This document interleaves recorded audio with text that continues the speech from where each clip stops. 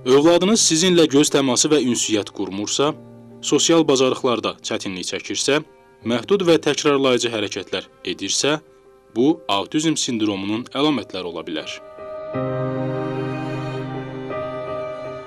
Düzgün diaqnozla, doğru yanaşma və intensiv məşğələlərlə autizmli uşaqları cəmiyyətimizə qazandıra bilərik.